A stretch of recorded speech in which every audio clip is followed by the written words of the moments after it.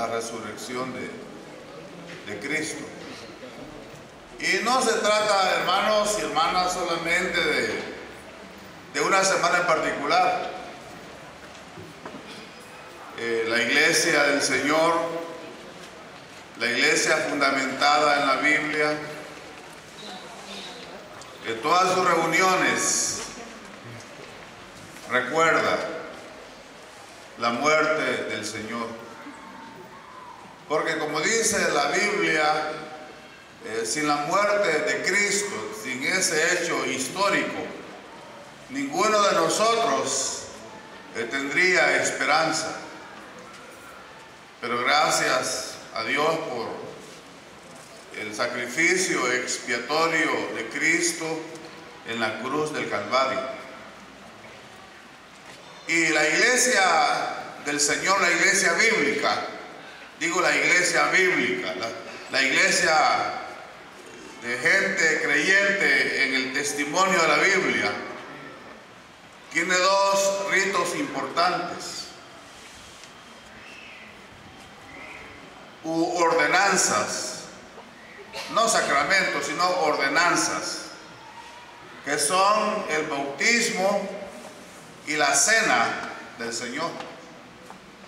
Y resulta que el bautismo representa la muerte del Señor, que el creyente se identifica con la muerte del Señor. Y la otra ordenanza, que es la cena del Señor, o la Santa Cena como decimos, también enfatiza ese aspecto de la muerte del Señor. Cuando comemos el pan, como hoy vamos a celebrar la cena del Señor, que representa el pan, la harina que comemos, el cuerpo del Señor. Y que representa el vino que bebemos, la sangre del Señor. Entonces, lo que la iglesia bíblica hace en sus cultos públicos es enfatizar la muerte del Señor. Y esta mañana tenemos un pasaje que nos habla precisamente de la muerte del Señor. Pero si observamos bien las palabras del Espíritu Santo, se nos enseña, se nos exhorta a que no nos quedemos con la muerte de Cristo como mera tradición, sino que ese acto histórico, ese hecho histórico de la muerte de Cristo, penetre nuestras almas, afecte nuestras vidas y nos identifiquemos con Cristo como creyentes. El pasaje se encuentra en el libro de Hebreos, capítulo 2. Y así vamos a correr, porque hay tanta enseñanza, tanta doctrina en este pasaje. Pero tenemos también que celebrar la cena del Señor, que aunque es un rito, pero representa lo que el pasaje nos enseña en Hebreos 2. Así que los que no tienen Biblia, pues pueden leer ahí las letras, y si hay problemas para ver desde atrás, pues oiga lo que vamos a leer. Y les ruego ponerse de pie, hermanos. Vamos a leer la palabra del Señor. En realidad, el capítulo 2 comienza con una expresión conectiva, el por tanto. Ya hemos dicho otras veces, y lo vamos a decir otra vez, que ese por tanto conecta lo que dice en el capítulo 2 con lo que ha dicho en el capítulo 1. Pero dice el autor, es necesario que con más diligencia atentamos a las cosas que hemos oído. Y aquí viene la advertencia: no sea que nos deslicemos, porque si la palabra dicha por medio de los ángeles fue firme, y toda transgresión y desobediencia recibió justa retribución. haremos nosotros si descuidamos una salvación tan grande, la cual, habiendo sido anunciada primeramente por el Señor, nos fue confirmada por los que oyeron? Testificando Dios juntamente con ellos con señales y prodigios y diversos milagros y repartimientos del Espíritu Santo según su voluntad. Porque no sujetó a los ángeles el mundo venidero acerca del cual estamos hablando. Pero alguien testificó en cierto lugar diciendo: ¿qué es el hombre para que te acuerdes de él? ¿O el Hijo del Hombre para que le visites? Le hiciste un poco menor que los ángeles, le coronaste de gloria y de honra, y le pusiste sobre las obras de tus manos. Todo lo sujetaste bajo sus pies. Porque en cuanto le sujetó todas las cosas, nada dejó que no sea sujeto a él. Pero todavía no vemos que todas las cosas le sean sujetas. Pero vemos a aquel que fue hecho un poco menor que los ángeles, a Jesús, coronado de gloria y de honra a causa del padecimiento de la muerte, para que por la gracia de Dios gustase la muerte por todos.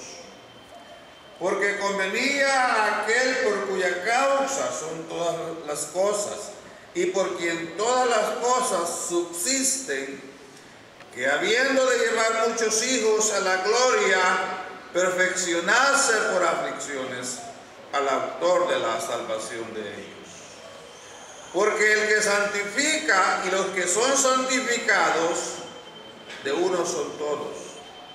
Por lo cual no se avergüenza de llamarlos hermanos, diciendo: anunciaré a mis hermanos tu nombre en medio de la congregación, te alabaré. Y otra vez yo confiaré en él, y de nuevo he aquí yo y los hijos que Dios me dio. Así que, por cuanto los hijos participaron de carne y sangre, él también participó de lo mismo, para destruir por medio de la muerte al que tenía el imperio de la muerte, esto es, al diablo, y librar a todos los que por el temor de la muerte estaban durante toda la vida sujetos a servidumbre. Porque ciertamente no socorrió a los ángeles, sino que socorrió a la descendencia de Abraham. Por lo cual debía ser en todo semejante a sus hermanos, para venir a ser misericordioso y fiel sumo sacerdote en lo que a Dios se refiere, para expiar los pecados del pueblo. Pues en cuanto él mismo padeció, siendo tentado, es poderoso para socorrer a los que son tentados. Amén. Pueden sentarse, hermanos y hermanas. Entonces, el autor enseña, exhorta, pide a los hebreos que leyeron la carta, porque es la carta a los hebreos, gente educada en la palabra de Dios, gente que desde niños habían aprendido la palabra de Dios, como hemos enseñado. El texto bíblico de la escuela en la sinagoga judía era la Biblia. Los niños hebreos aprendían a leer leyendo la Biblia. Y algunos pasajes de los Salmos y el Cantar de los Cantares, o quiero decir de las Lamentaciones de Jeremías, están ordenados con las letras, con las 22 letras del alfabeto hebreo, para que los niños, cuando iban a la escuela hebrea, en la sinagoga, aprendieran a leer con cada letra de su alfabeto. De manera que en Israel toda la gente, los niños, los jóvenes, todos conocían la palabra de Dios.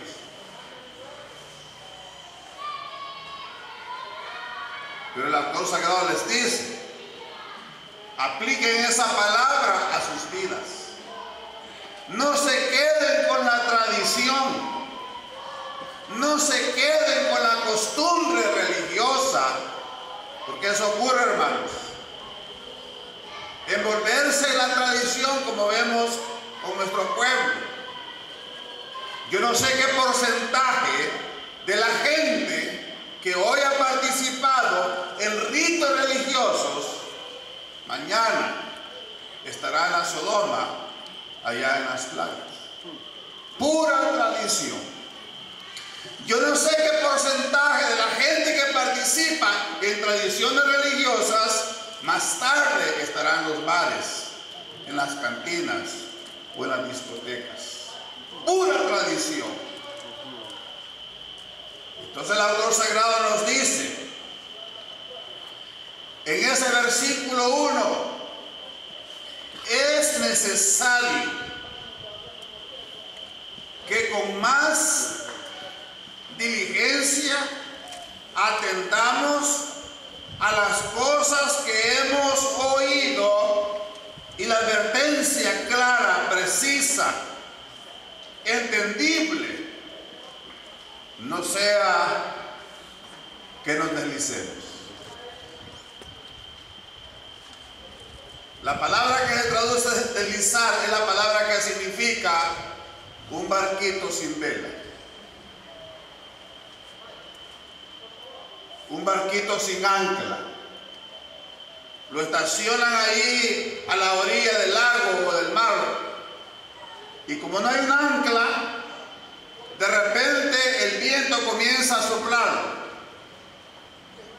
Y comienza a desplazarse, a deslizarse, la palabra lo dice ahí. Hasta que al llegar a mar afuera, allá la gente no dice mar adentro, dice mar afuera, significa allá a lo profundo. Ya no hay control. Ya no hay control. El deslizar nos recuerda, estimados y estimadas, que al envolvernos en tradiciones, en costumbres religiosas, corremos el riesgo de que la conciencia se endurezca. Una persona con la conciencia endurecida o insensibilizada, le pase lo que le pase, no reacciona. Una persona que tenga la conciencia despierta, la conciencia viva, cuando en la vida pasa un tropiezo, la gente reacciona. ¿Qué pasó? ¿Por qué me sucedió esto? Es que fallé. ¿Qué debo corregir? Conciencia despierta. Pero cuando la conciencia se duerme o se insensibiliza, puede una aplanadora pasar sobre nosotros y no hay ninguna reacción. La conciencia se ha dormido o se ha muerto. O puede ser, hermanos, que Dios deje de hablar. Dios habla por el Espíritu Santo. Y cuando usted oye la palabra del Señor, es posible que la conciencia, aunque esté un poco moribunda, ya en los estertores de la muerte, pero reacciona un poquito cuando habla Dios. Pero no hay fe a la palabra del Señor. Y Dios deja de hablar. Eso está bien claro en la Biblia. Que Dios no siempre pasa hablando. Él es el Señor. Y ustedes saben, y disculpen la palabra, que la gente hace changoneta de las cosas de Dios. Y puede suceder que Dios deje de hablar.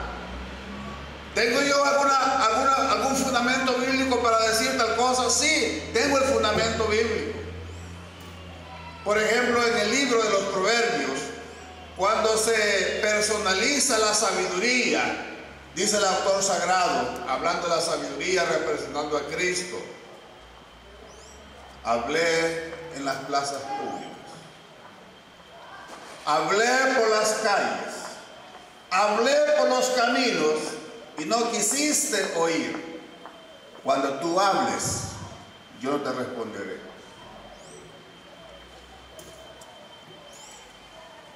O puede ser que la muerte nos sorprenda.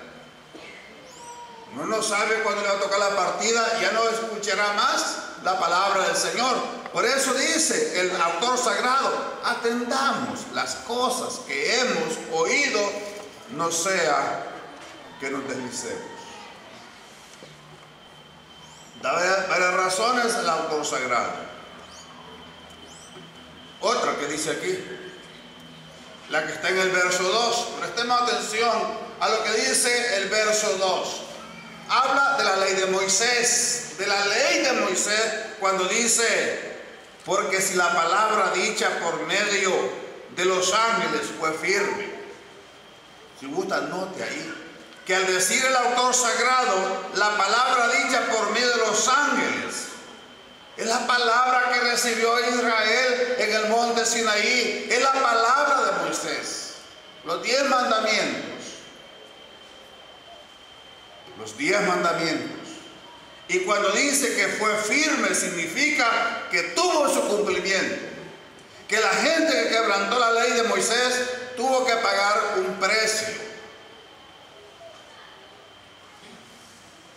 Dice: porque si la palabra dicha por medio de los ángeles fue firme, y toda transgresión y desobediencia recibió justa retribución.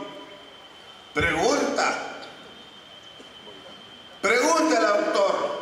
¿Cuál es la pregunta que hace el autor sagrado? ¿Cómo escaparemos nosotros si descuidamos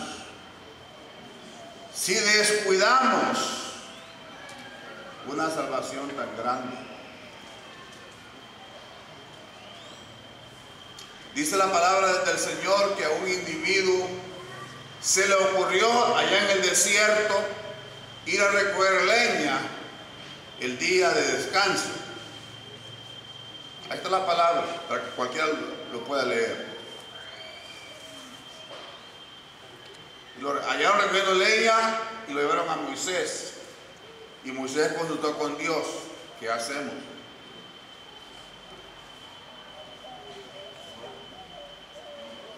Nosotros, desde nuestra civilización occidental, desde nuestra cultura, podríamos decir: ¿qué leyes tan crueles las de Moisés? Matar a un hombre porque recogía leña el día de descanso.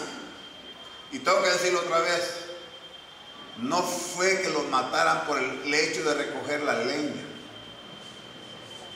La podía recoger el lunes, el martes, el miércoles, el jueves y el viernes, o el domingo, para mencionar los días nuestros. En ese tiempo no existía el calendario gregoriano que tenemos nosotros. ¿Por qué recoger la leña, como dice el pasaje, el día de descanso? No era tanto. Lo voy a decir otra vez. El punto es que el muchacho, el hombre, recogía la leña para expresar en su corazón que la palabra de Dios le importaba un bledo. ¿Entienden? Como dice hoy la gente, los muchachos: a mí me vale. No era el simple hecho de recoger la leña, era la expresión: no me importa la palabra de Dios, no me importa lo que ese viejo está diciendo, etc. Entonces eso le ilustra, ejemplifica que la palabra de Dios fue firme. Y dice el autor sagrado: ¿cómo escaparemos si descuidamos nosotros una salvación tan grande? Una salvación tan grande qué es grande la salvación que Dios ofrece al pecador? Porque grande fue el precio que se pagó por la salvación. Digámoslo otra vez, somos salvos por gracia. Sí, eso predicamos, que somos salvos por gracia, que no tenemos que agregar nada, que solamente creer. Pero no significa que la salvación no cueste nada. Costó la sangre de Cristo. En ese versículo 9 dice el autor sagrado: pero vemos a aquel que fue hecho un poco menor que los ángeles, a Jesús coronado de gloria y de honra a causa del padecimiento de la muerte. A causa del padecimiento de la muerte, para que por la gracia de Dios gustase. ¿Pero qué fue lo que gustó? La muerte por todo. ¿Pero y qué clase de muerte? Como dice Pablo, muerte de cruz. Una cosa, hermanos, es morir ahí quejándonos en la cama con la almohadita puesta debajo de la cabeza, y ahí los hijos, los nietos: tome mamá, tome papá, y ahí consolándolo a uno, y de repente uno se muere. Por la muerte de Jesús, ustedes saben, no fue así. Fue una muerte horrible, muerte vergonzosa, muerte de cruz. El precio de la salvación fue grande. Por eso el autor sagrado habla de una salvación tan grande, porque costó la sangre de Cristo Jesús. Es que es de tomar en cuenta las circunstancias. Por ejemplo, digamos, usted tiene sed y dice: denme un vaso de agua. Pues hombre, vamos al chorro, ahí está el cántaro, o está la tienda para comprar un agua. Pero déjeme que le diga esto. Una vez al rey David se le dio un antojo. Al rey en su palacio, el rey David. Se le ocurrió al rey que quería beber agua de la fuente que estaba en manos de sus enemigos. Los antojos del ser humano, ¿verdad? Al rey se le ocurrió tanta agua que había en Jerusalén. Ahí estaba el río Jordán que pasaba cerca de Jerusalén. Estaba el estanque de Betesda. Ahí había varios estanques, y que se podía beber todo el agua que él quisiera. O si no quería agua, estaban las tinajas de vino, los jugos de uva, lo que él quisiera. El rey podía beber lo que él quisiera, pero no, se le antojó beber agua de un pozo que estaba en poder de sus enemigos, de un territorio enemigo. Yo quiero beber agua, digo, pero el agua del pozo del territorio de mis enemigos. Y un escuadrón del ejército judío israelita, cuando oyó lo que el rey quería, se fueron a meter al territorio y le llevaron el agua. Pero esa agua no era agua cualquiera. El rey David entendió lo que significaba esa agua. Esa agua significaba exponer la vida de sus mejores soldados. ¿Y sabe qué hizo el rey David? Cuando él reaccionó, no dijo: no beberé esta agua, porque esta agua cuesta la vida de mis soldados. Y dice la Biblia que el rey David derramó el agua delante de Jehová, porque el rey David entendió el valor de esa agua.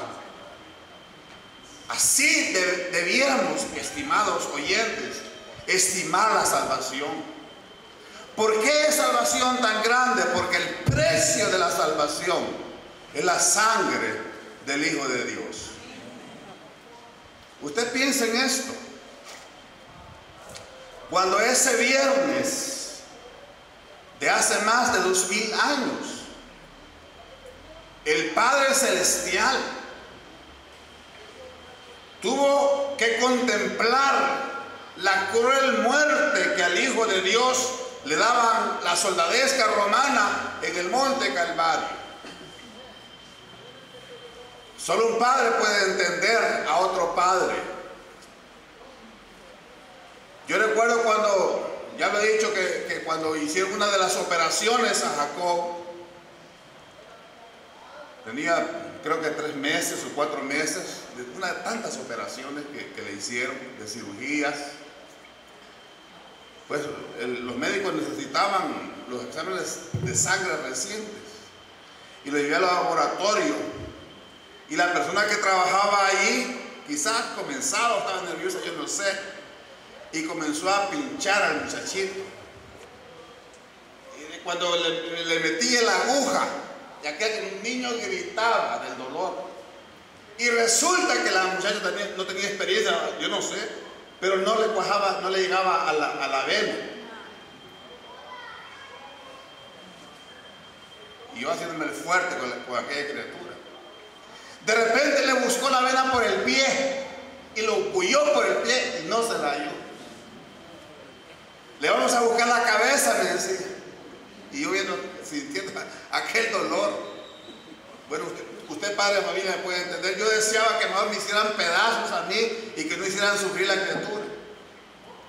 Hasta que entró una profesional.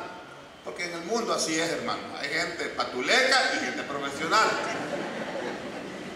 Y el niño gritando, y entró la licenciada o la doctora, no sé qué. ¿Y qué pasa ya?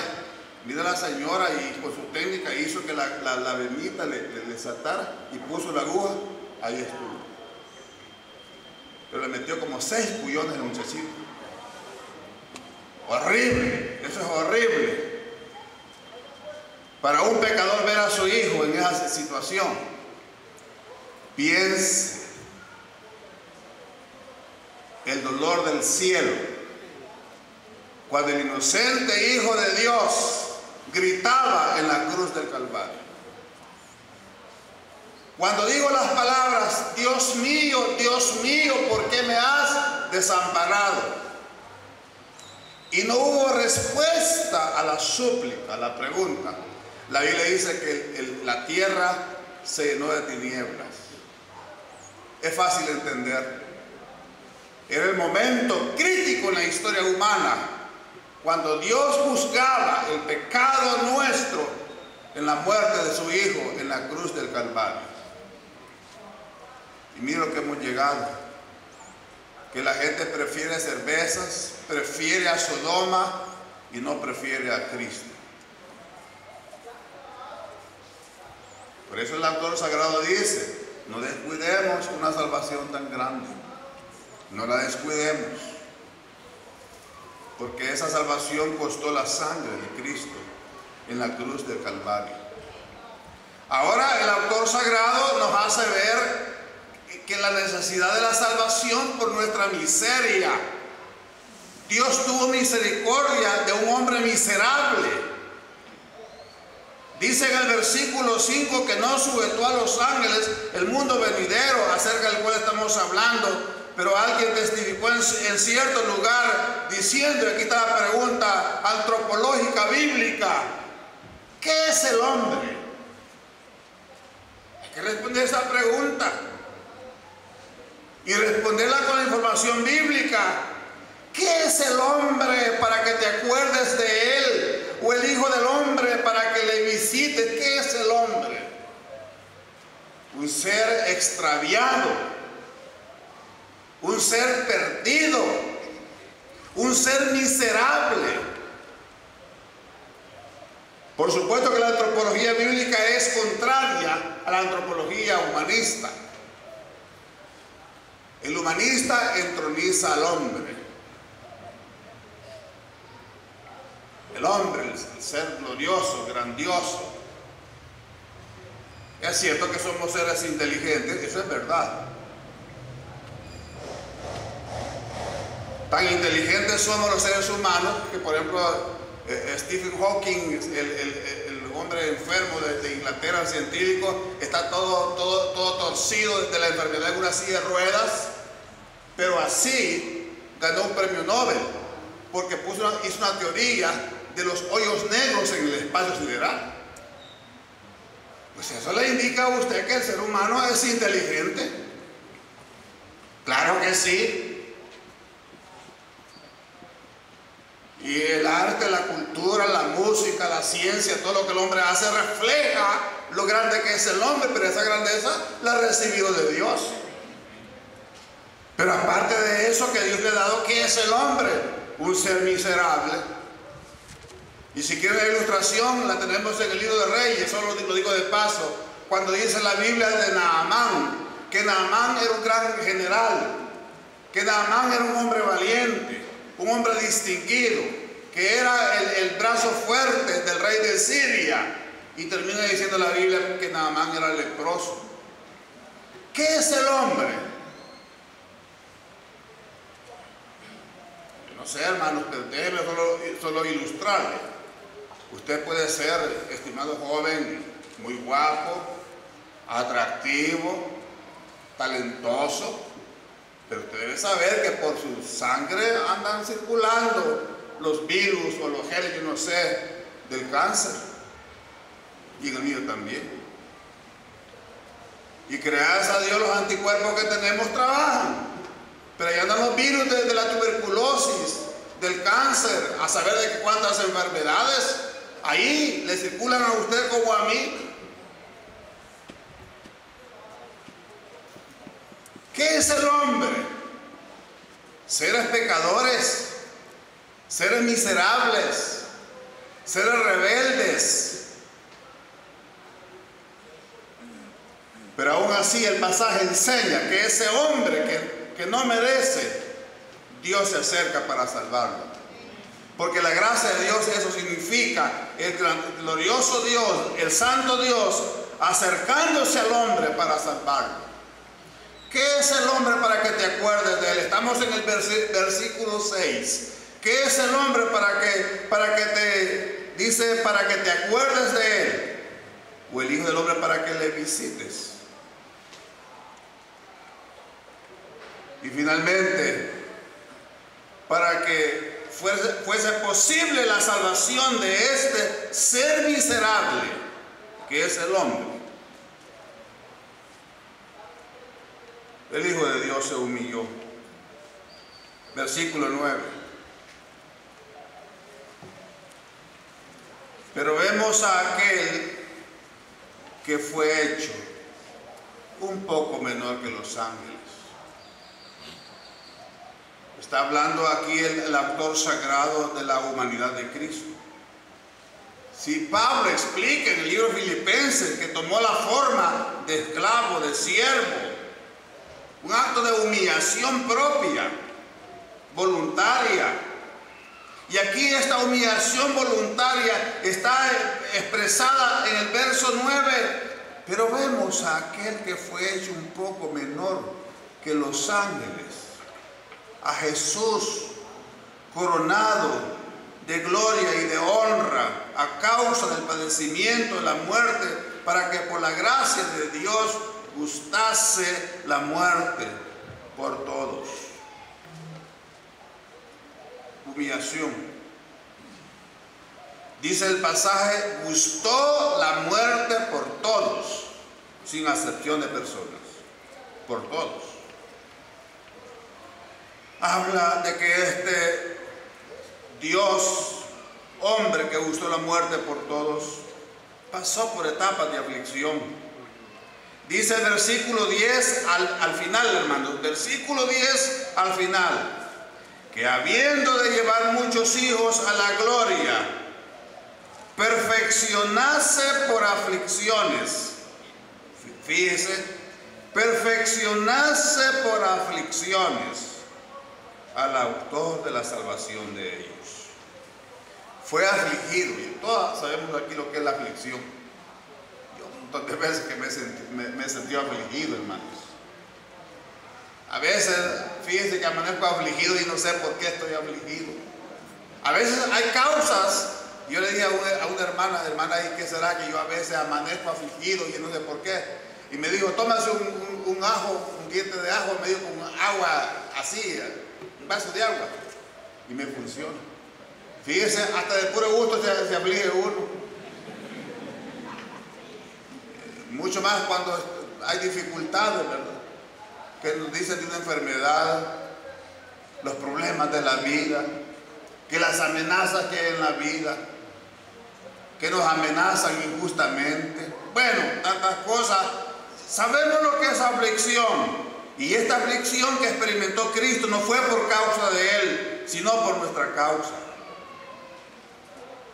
Gustó la muerte, fue afligido. Y algo que me llama la atención también, hermanos, es ver su gracia, su amor, su misericordia, como lo expresa el verso 11. Voy a decir esto, dice el verso 11. Porque el que santifica y los que son santificados, de uno son todos. Y dice, por lo cual no se avergüenza de llamarlos hermanos. No se avergüenza de llamarlos hermanos. Pensemos en esto, hermanos. A veces uno se honra de su familia. Voy a decir de mi familia. Yo siento honra de algunos familiares que yo tengo. Me siento honrada y yo digo con toda libertad, digo, este es mi hermano, mi tío, mi primo, o el hermano de mi abuelo. Me siento orgulloso. Pero a veces no me siento orgulloso de mi parentela. A veces no digo con orgullo, mire, este es mi tío. No lo digo porque yo sé la vida que tiene. Pero dice la palabra del Señor que Cristo no se avergüenza de llamarnos hermanos, de confesar que somos sus hermanos. ¿Y qué clase de gente somos? Hermanos, gracias a Dios que hemos llegado al conocimiento de Cristo, somos creyentes, gloria al Señor por eso, y se le servimos al Señor y procuramos obedecerlo, apartarnos del mal, gloria al Señor, pero digamos la verdad, somos leones amarrados. Somos tigres amarrados. ¿Sí? Es la verdad. Malacates, malandrines. Pero Jesús no se avergüenza de decir que somos sus hermanos. Nos confiesa como miembros de la familia de Dios. Hay un cuadro lindo del Antiguo Testamento que a mí me gusta mucho pensar en esto. Dice la Santa Biblia que cuando los israelitas entraron a Egipto, José llevó su familia delante del faraón. Un cuadro muy bonito de lo que hizo José, de llevar su familia y presentársela al faraón. Solo es de pensar un poquito. ¿Cómo imagina usted la corte del faraón? Solo piensa en las pirámides, en el poder de Egipto en aquellos tiempos. Solo piense en la esfinge de Egipto, a 3000 años o más de 3000 años, ahí está. Solo piense en las columnatas, por ejemplo, en el Valle de los Reyes, allá en la parte alta de Egipto, donde están las ruinas de los templos que tuvo Egipto, aquellas columnas gigantescas de aquellos palacios que edificó Egipto. Usted puede pensar, entender el peso económico de la potencia de aquel tiempo, de lo que era Egipto. ¿Cómo era? Me gusta la película de los 10 mandamientos porque ilustra esto. ¿Cómo era el lugar donde estaba el faraón en su trono? Mezcla de mármol con oro y marfil. El marfil es más caro que el oro. Y todo en el trono del faraón, marfil, oro, plata y mármol. El esplendor de la gloria de faraón. Lo sabemos también por los murales que dejaron los egipcios. Pero ¿cómo era la familia de José? ¿Cómo piensa usted que es la presentación de una persona que cuida cabras? Que anda allá en el Medio Oriente como los beduinos cuidando vacas y cabras y camellos. ¿Cómo es su indumentaria? ¿Cómo llegó el anciano Jacob a la corte del faraón? No era así un tipazo como un actor de Hollywood. Era un anciano canoso, sin dientes. Algunos de los niños quizás iban descalzos. Yo no sé. Pero la Biblia dice que José no se avergonzó de llevar su familia, su parentela, delante del faraón. Un cuadro que ilustra lo que el pasaje está diciendo. que el Señor Jesucristo no se avergüenza de decir que gente como ustedes y como yo somos sus hermanos. Amén, hermanos. Dice la palabra del Señor, por eso hay una advertencia: el que se avergonzare de mí, dice el Señor. Él no se avergüenza de nosotros. Él no se avergüenza. Él es como aquel que dice: mire, esta señora, tal vez de una vida, a saber cómo, ella es mi hermano, hombre, es mi hermanita. Es hija de mi mamá y de mi papá, es mi hermanita. Hay gente que es así, ¿verdad? No se avergüenza de su familia. El Señor no se avergüenza de decir que somos sus hermanos, pero en cambio la gente sí se avergüenza de Él. Lo voy a demostrar sencillamente. Hay personas que cuando llegan al culto, aquí se meten un Nuevo Testamento. Hoy ya se inventaron que con el teléfono celular ven la Biblia. No, hermanos. Así hay que venir, miren. Yo para que en un bolsón, pero no, la gente no va a pensar en si le ve que yo cargo una pistola allí en el bolsón. Saben que lo que cargo allí es la Biblia, el himnario y mis papeles. ¿Por qué me voy yo a avergonzar del que no se avergonzó de mí? ¿Por qué habré yo de avergonzarme del glorioso Dios que no se avergüenza al decir que un malacate como yo sea su hermano? La Biblia eso es lo que dice, que no se avergüenza de decir que nosotros somos miembros de la familia de Dios. Y aunque a la gente no le guste, pero la Biblia sí lo dice, que somos hijos de Dios por la fe en nuestro Señor Jesucristo. Y para hacer posible esta salvación, él dice que gustó la muerte por todos. Vamos al versículo 13 ya para terminar. Versículo 14. Así que, por cuanto los hijos participaron de carne y sangre, Él también participó de lo mismo, para destruir por medio de la muerte al que tenía el imperio de la muerte, esto es, al diablo, y librar a todos los que por el temor de la muerte estaban durante toda la vida sujetos a servidumbre. Y en el versículo 17, por lo cual debía ser en todo semejante a sus hermanos, para venir a ser misericordioso y fiel sumo sacerdote en lo que a Dios se refiere, para expiar los pecados del pueblo, pues en cuanto él mismo padeció, siendo tentado, es poderoso para socorrer a los que son tentados. Aquí está usted y dice: qué bonito lo que dice la Biblia, pero yo con mis problemas malos, con estas dificultades que tengo, mire, el Señor lo entiende. Si la Biblia dice que Él gustó las tentaciones que también usted pasa. Si la Biblia claramente enseña de que el Señor sabe lo que son mis tentaciones, mis debilidades. El Señor las sabe la suya y lo quiere perdonar. La quiere perdonar a usted, estimada señora, estimada señorita. Dice aquí el pasaje que gustó la muerte para hacer posible la salvación. Conquistó la muerte, conquistó al diablo, y hoy es la oportunidad para usted, para que este día tome la decisión de entregarle su vida al Señor.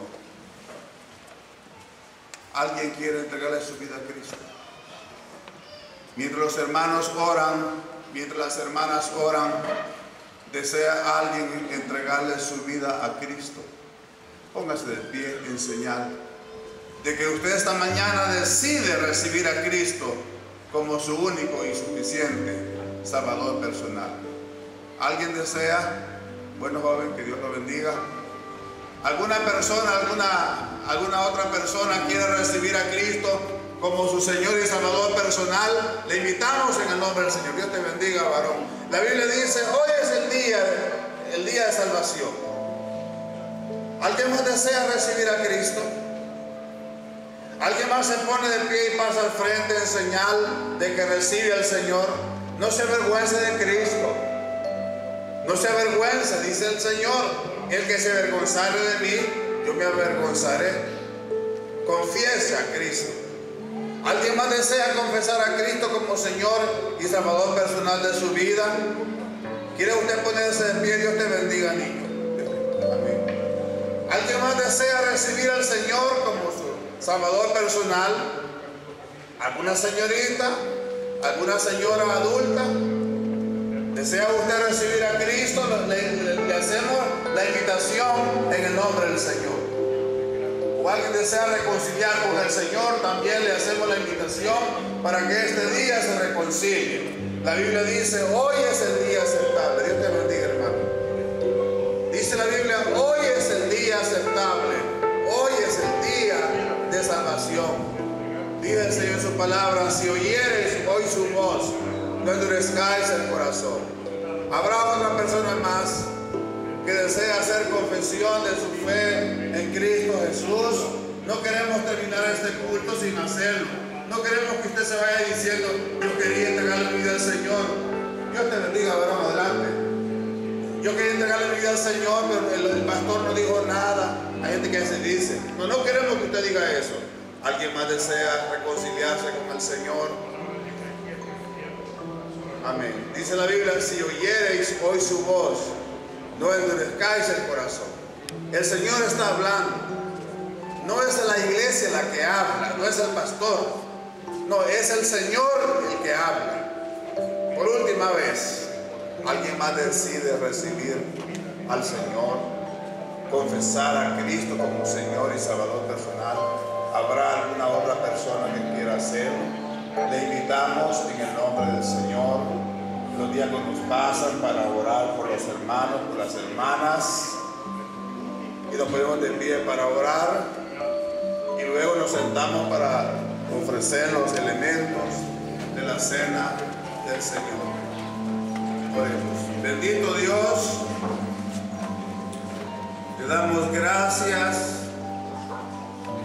porque la palabra de Dios ha hecho obra esta mañana en el corazón de las personas que, sensibles al llamamiento del Espíritu Santo, responden con fe. Bendice a mis hermanas y a mis hermanos. Ayúdales, Señor, para que sean firmes, fieles, fuertes en la fe. Y así, Padre, bendícenos a todos y bendice los elementos del pan y el vino que representan el cuerpo y la sangre de Cristo. En el nombre del Señor lo pedimos. Amén. Pueden sentarse, hermanos, que el Señor les bendiga.